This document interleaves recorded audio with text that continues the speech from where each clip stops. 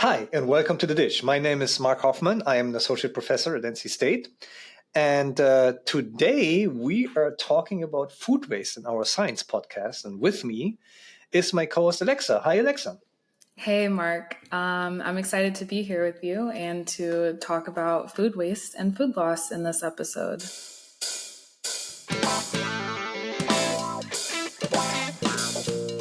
With us today is the wonderful Dana Gunders, author and executive director of ReFed, an organization that is all about reducing food waste and food loss in North America. And it's an absolute honor to have you. Hi, Dana. Hi, great to be here. Yeah. So in this first season, we want to talk about really what is food loss and what is food waste. More than 35% of food is wasted in the United States across the supply chain. That's the latest number I found. And that is a lot. And that, for me as a production specialist, that breaks my heart already, because we try to improve food production, and then a lot of that food is not going to the consumer where it should go. So that's very heartbreaking. But before we talk about all this, we would like to talk about a little bit about you. So tell me a little bit, how did you grow up? How did your parents and your family, paved your way to where you're at right now? My dad grew up in the Philippines.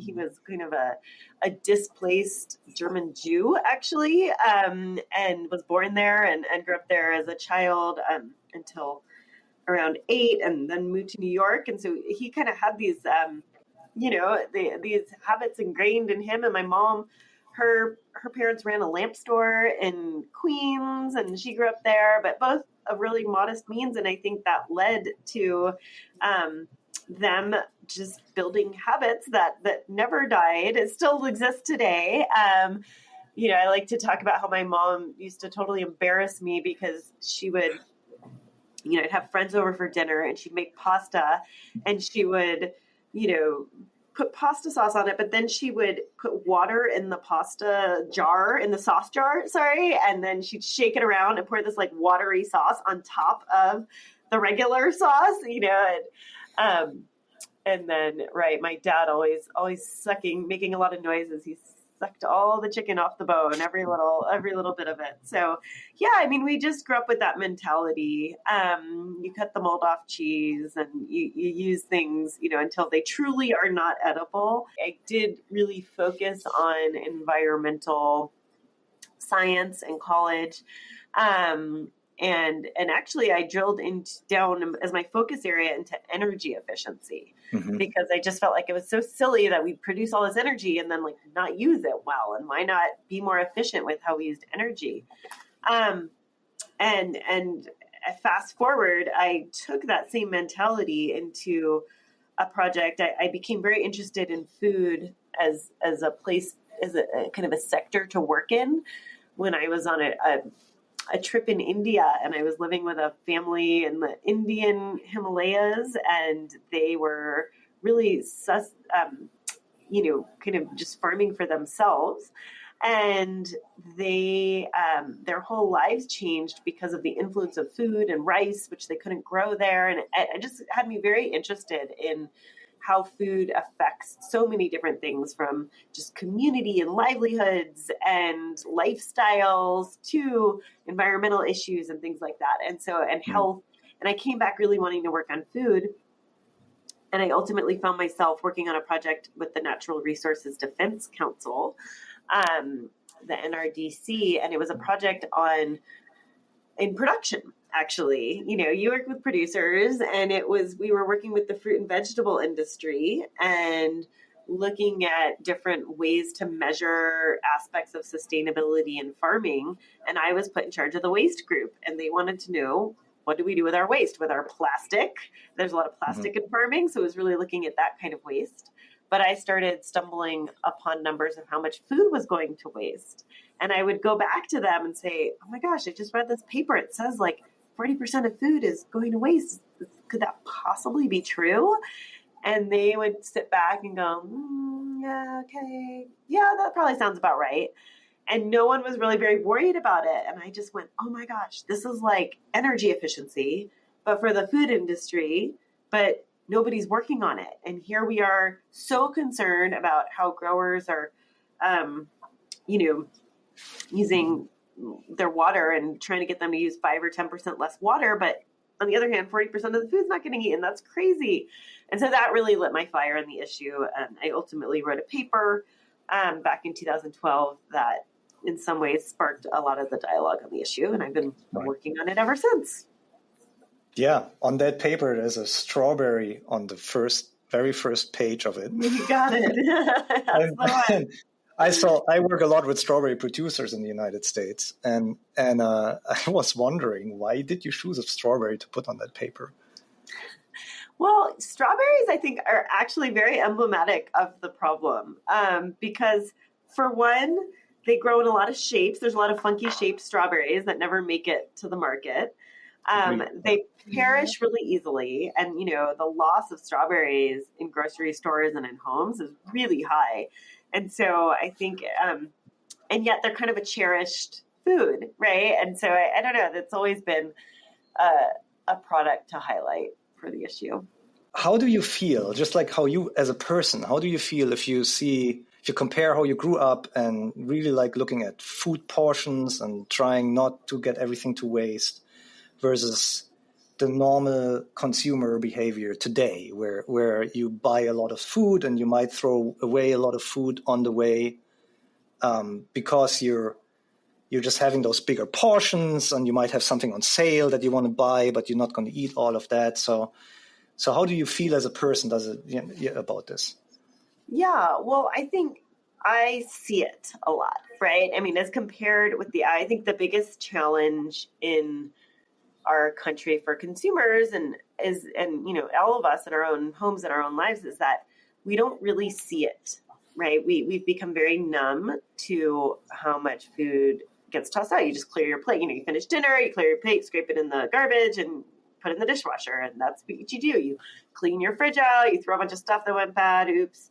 And that's that. And it's become very normalized. And so it's hard to see for most people. One of my favorite statistics is that 75% of Americans say they waste less than the average American, which is kind of emblematic of the fact that we don't see ourselves doing it. And I think, so for me, because I work in this and I'm so aware, I see it a lot, and I see it in our own home. We're not perfect by any means. And I also see it just when I'm with others, right? I go stay with friends or I'm at somebody's house and I see kind of how they're managing their food. And I just see the waste happening. Because the thing about food waste, nobody wants to waste food. Nobody wakes up in the morning going, hey, I'm going to waste food today. Isn't that great?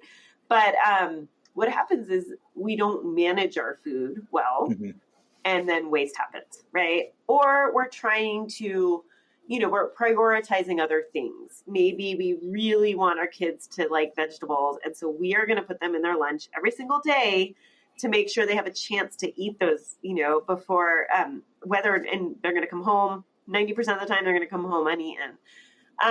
So we're just prioritizing that. And that's a trade-off, right? And maybe you have a plan for that. In our household, we do that. We have a plan. Oftentimes they don't eat their carrots. Mm-hmm. Okay. We chop them up and we put them into dinner, right? We don't just throw them out. So sometimes you can plan around it. Maybe you're hosting a party and you want to be a really good host. You definitely don't want to run out of food. So you're going to make a ton of food and oops, a lot of it didn't get eaten. You can have a plan for that, right? You can have leftover containers available so that you can send your guests home with some food, things like that. So, but I think, how do I feel? I feel like there's a lot of opportunity because people, once they see it, once they start paying attention, they really figure out how to reduce it. I think it's a very actually empowering issue to work on because it's something we can do right now. It has such a huge impact in the world. I think that's what people don't realize. But once they realize that, it's a place that we can really take action. Mm-hmm. Right now. You mentioned COP28. I don't know if all your listeners would know that was the big climate conference that just happened. But there are huge climate implications of food waste. We're learning more and more about that every day. And climate change is kind of overwhelming, right? In often we feel a little bit powerless to affect it. And I think food is one of those places where you can really take action like every day, and it has a real impact. So yeah. Yeah. So yeah, that's what I love about you. We did a lot of listening to other podcasts with you and webinars as preparation, and you're taking on the challenge with a very positive attitude. I work in food production, so I see food waste. We actually assess data on food waste. Like we assess every time we harvest our trials, we have a whole data set on how much of those berries are not marketable for according to USDA standards. Would you explain a little bit how food waste across the supply chain looks like, and then also maybe what REFET is doing to combat that? Yeah. Well, it's a great question, because I think people talk about this as if it's one issue, but it's actually a very different issue if you're, looking at tomatoes that never get harvested on a farm versus a science experiment in somebody's fridge, right? And so what's driving it varies by the sector and by the product type as well. Which makes it, frankly, much more complicated than energy efficiency or something like that, right? So, yeah, at the farm, what you were describing, unmarketable product, that is a huge challenge. And I think an addressable one, because the concept of something not being marketable is actually created by us, right? As long as it's edible, we should be able to find a way to use it. The fact that we have a separate distinction called marketable sort of shows that we're actually designing waste into the system at that stage by making that distinction. Mm-hmm. Other challenges on farms, labor is a big one. Sometimes there's labor shortages that can lead to food being left on the fields. And pricing is another one. So because market pricing varies, sometimes, growers can get $30 for a case of broccoli. Sometimes it's $6 for a case. And depending on the price, it may or may not be worth it for them to pay the labor to harvest it and to cool it and to transport it and to get it to market. So that's another driver at the farm level.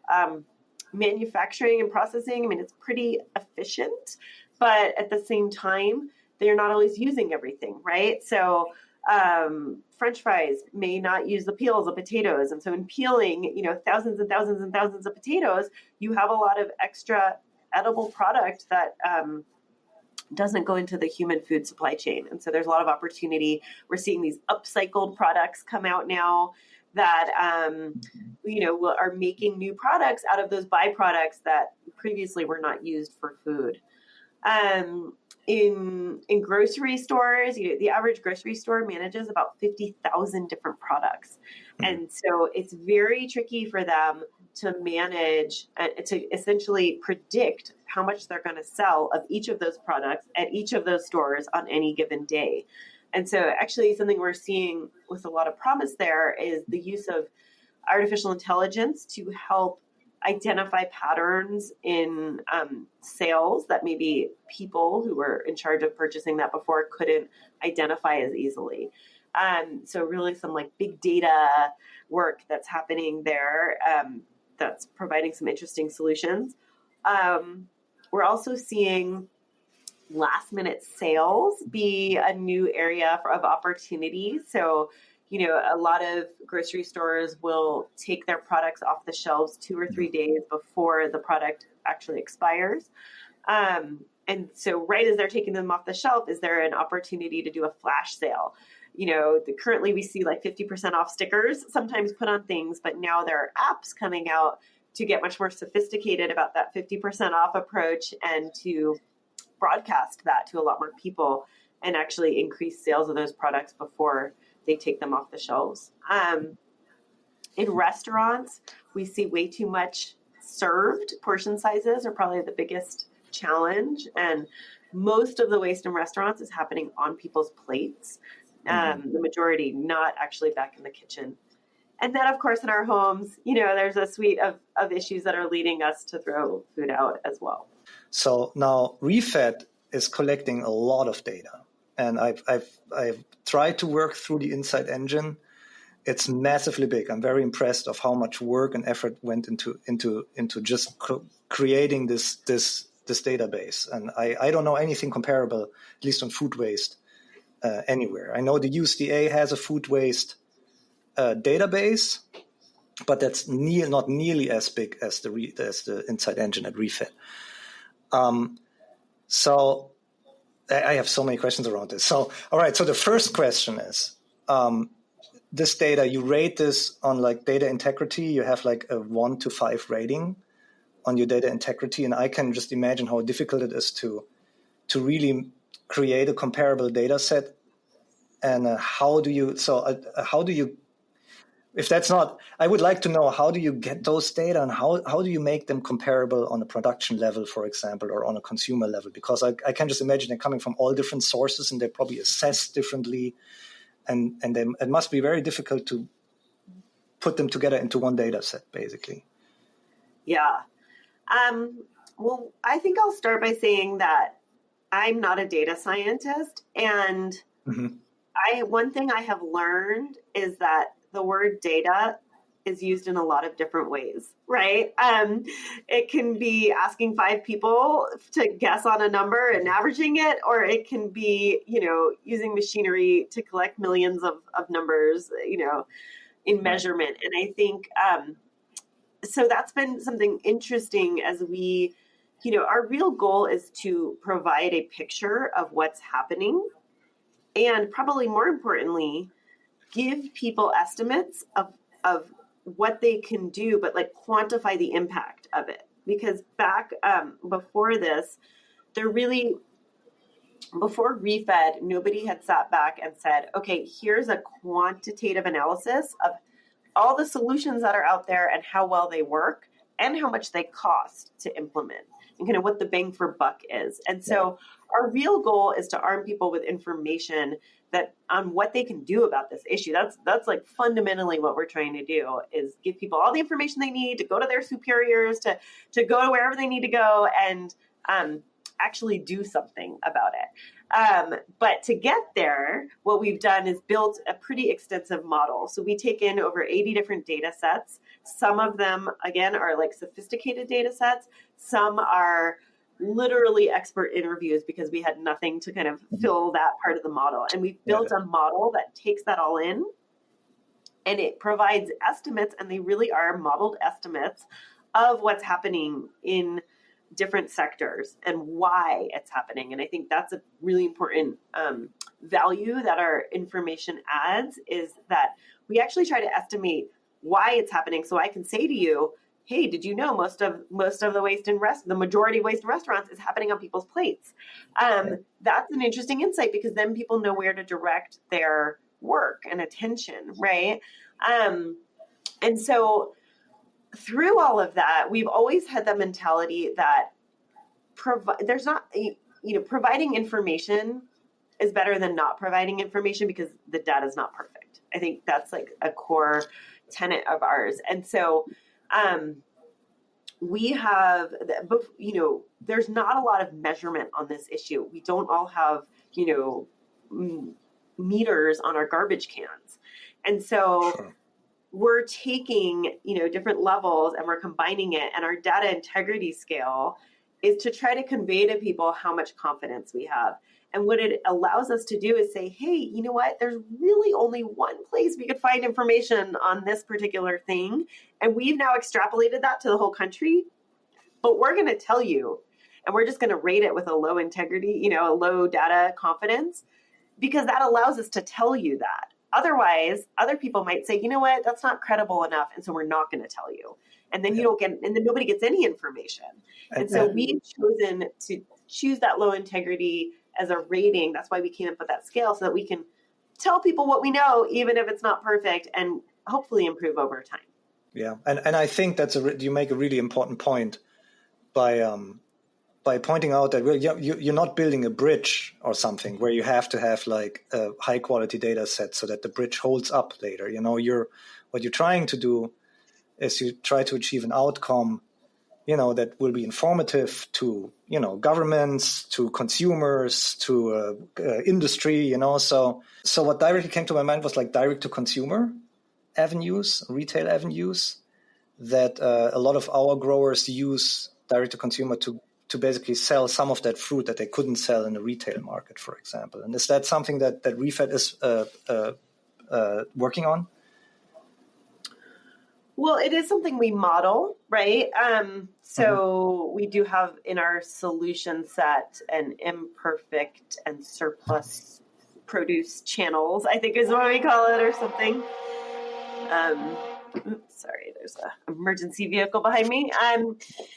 So we do model that, and we think it's a great part of the solution set. Certainly to find other outlets for those products that are unmarketable. But I think it's important to say, I think there's also a solution component here, which is changing the specs that make those unmarketable to begin with. Maybe not completely changing them, right? But maybe there are some adjustments. If something needs to be 20% red, what if it only needs to be 10% red? And how much more would that allow into that, of what's grown into the regular marketing channels?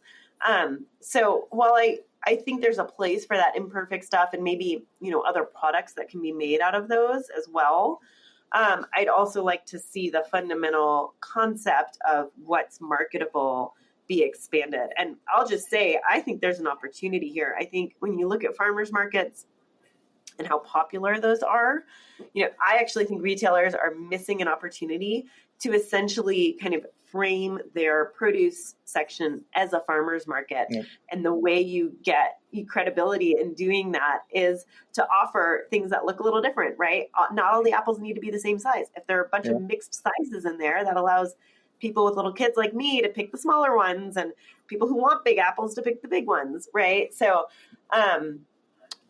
I think that is a solution, in that area that's important to look at as well. Yeah.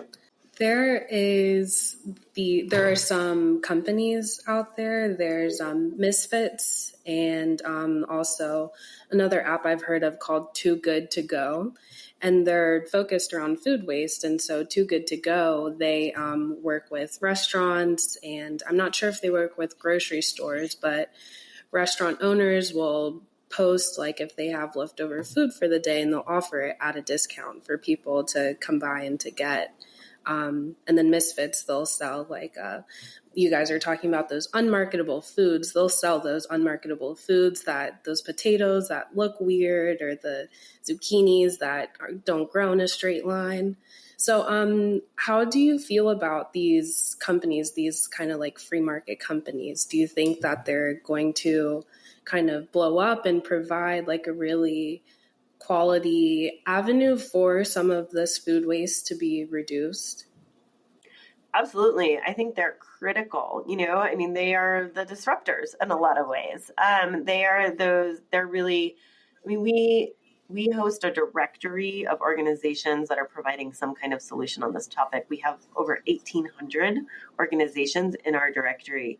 And it is, a huge blend of innovators, like you're saying, who are just trying to find one pocket of this waste, right, and really provide a new solution to that. And I think they are critical to solving this issue because, kind of quote, regular industry is doing a lot. Like I would say, grocery stores out there, they're trying really hard, but they don't necessarily have the time, energy, resources to focus on like true innovation. And so I think they count on that coming from the outside. Too Good to Go has just swept across the country, right? They're like, cities are dying to get them to come to their city to be part of it. And Misfits, they're over $1 billion valuation these days. And so, I think they're filling really important niches, and they're really important to the overall solution. for everybody who doesn't know what COP28 is, it's a conference of the parties of the UNFCCC, which is the United Nations Framework Convention on Climate Change. And that was the 28th conference.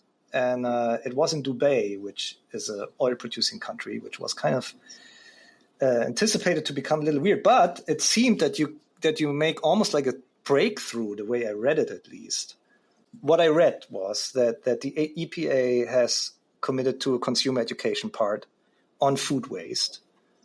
And what I've read was that the USDA will develop a Center for Research, Behavior Economics and Extension on food loss and waste. So can you speak a little bit to this, and would be like reviewing those USDA standards a part of that potentially, that you guys go into that many details when you were discussing this? COP28 in Dubai was, it's something that happens every year. It's an annual summit where countries, 180 plus countries, get together and try to negotiate climate plans for, addressing both mitigation and adaptation to climate change. And this was the first year that there was an official food day as part of the program. It was also an important year because I think it's up to 160 countries now, signed something, a food declaration, kind of a commitment to addressing food and agriculture and the climate emissions from those, as well as the impacts as part of this. So food sort of had its first heyday at the COP this year. Food loss and waste was a key part of that. It was right there, in the declaration, and in other ways. That one of the pavilions there hosted a whole food loss and waste day, and had all of its programming on that, and it's kind of in any of the documents that came out around food, had a prominent role. So it was really exciting to see that. At the same time, but not entirely connected, the U.S. government released its draft strategy on food loss and waste. And so that's the other thing you were talking about there, Mark. And that draft strategy has a lot in it and is open for comment. And if anyone, until February, if anyone's interested to read it and send in comments. A lot of what they have in that draft strategy is capturing things that USDA kind of already does, different grant programs or research programs that have some impact on food loss and waste. But the two things you pointed out are two of the new things that are in that strategy. So one is EPA stating they will actually support a consumer campaign on this issue. That's really important because, we estimate that almost half of all the food that goes to waste in this country is happening in households. And so all the work that we do, with farmers and product specs, like we were talking about before, and retailers and restaurants, can make a dent, but we will not solve this problem if we don't start to have all of us in our homes managing our food better and thinking about this issue. And the first step towards that is to kind of treat it like littering, if you will, right? And to have kind of a big campaign. We need a Smokey the Bear kind of campaign to build awareness out there on this topic. And it's something I've been advocating for. In fact, tried to do myself for a few years, back several years ago. But we really need the government to do it. It needs to be the scale that the government supports. And so seeing the EPA saying they will do that is very exciting. And my hope is that they will actually have the funding already there to do it, and that it's not just a wish, and also that they will fund it for a long period of time, because this type of change does not change, in a year of ads showing up. It needs to be pretty long term. And the Center for Behavioral Science behind it, I think, is interesting as well, because hopefully there will be some science behind that campaign as well. And then for everyone who doesn't understand the connection between climate change and food production, food uses you need a lot of energy to produce food, not a lot of water. to produce food. And the more food you're wasted, the more of that energy and water goes away, basically. So you're using it for nothing. So the other part of the climate connection that is really getting a lot of attention right now is that when you throw food out, it actually decays and produces methane, which is a powerful greenhouse gas. And just last month, the EPA came out with a report saying that about 60% of all the methane from landfills is coming from food in those landfills. And that's important because landfills are actually the third largest source of methane, which is a really important greenhouse gas. Yeah. And the difference between throwing something onto the landfill and actually composting, it's a huge difference because you produce a lot less methane with composting. You can reuse your scraps to grow other food, for example, when you compost. So I don't have a composting facility or anything near where I live. So what I do with my food scraps is I put it down the disposal. Is that kind of like a mini solution to preventing some of that methane from releasing, or is that maybe even worse than just throwing it out? A really great question. Yeah. It is not any better than just throwing your food out, it turns out. And I think that was, again, I mentioned that EPA report that came out recently. I think that was a real interesting conclusion that came out of that report is that, when you put food down your garbage disposal, it goes into your sewer system. It goes to the same place, where you're flushing your toilet goes. And there are a lot of emissions. The food decays along the way. And so actually is kind of producing methane that way. So sadly, because I really like I find it very clean to put food down my garbage disposal, but sadly, it turns out it really is not any better than just throwing it in the garbage. And, there are a growing number of those companies that Mark was talking about that are popping up all over the place to collect your compost for you. I think that's an option. Of course, there's often a cost to that, so it may not be affordable for everyone. You can compost in your backyard. You can't compost as many things because when you're doing it in your backyard, you really need to stick to kind of like the vegetable and fruit stuff. And it takes a little bit of work, but that is an option as well. Before we let you go, we ask everyone who we interview like they can choose from 1 out of 3 questions. So I'm going to tell you the questions and you can choose which one you want to answer. The first question is the myth buster. The second question is you have one superpower. And the third question is you have something that you are very itchy and have an itchy toe. So you want to get like something out. So which one do you choose to answer? I will go with the myth buster because one thing we have not talked about today is those date labels on food. And True. Anywhere I can, I like to bust the myth that those date labels are telling you the food is bad because that is not actually what they mean. And they are very widely misunderstood. So those date labels on food are really telling you when the manufacturer estimates the food is at its best quality. They are not telling you to throw the food out after that date. Most products can be safely eaten days, weeks, months after those dates, depending on the product.